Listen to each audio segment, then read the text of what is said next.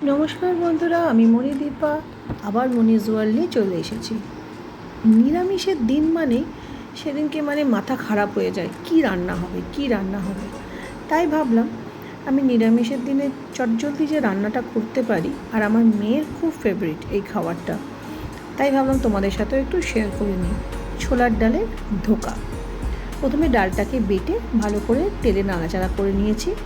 এবার সেইটাকে ঠান্ডা করে প্লেটের মধ্যে দিয়ে পিস পিস করে নেব।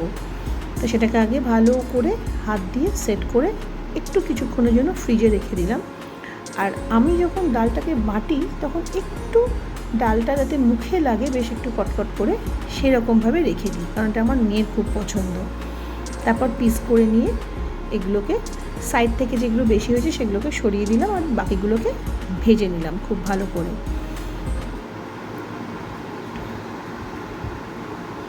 একটু যেই লাল লাল করে ভাজা হয়ে যাবে, এবার ওগুলোকে আস্তে করে কড়া থেকে তুলে নেব। এদিকে আমি মশলা টশলা সব রেডি করে নেব যতক্ষণ না এগুলো ভাজা হচ্ছে।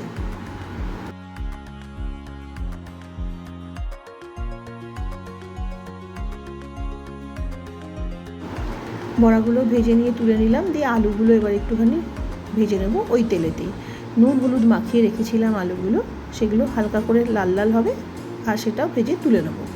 আলাদা একটা বাটিতে আমি টমেটো আর আদার পেস্ট করে রেখেছি, আর এতে আমি ফোড়ন দিলাম তেজপাতা, জিরে, শুকনো লঙ্কা দিয়ে, তাতে ওই যে পেস্ট করে রেখেছি সেই পেস্টটা দিয়ে দিলাম।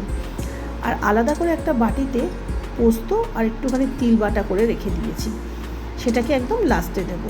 এই যে হলুদের পেস্টটা দিয়ে এইবার পোস্তর পেস্ট দিয়ে আলু আর ধোকার বড়া দিয়ে দিয়েছি। ব্যাস একটু ভালো করে কষিয়ে নিলেই ধোকা রেডি। আর নিরামিষের দিন পুরো জমে যাবে। কেমন লাগলো অবশ্যই জানিও। আবার পরের ভিডিও নিয়ে আসবো।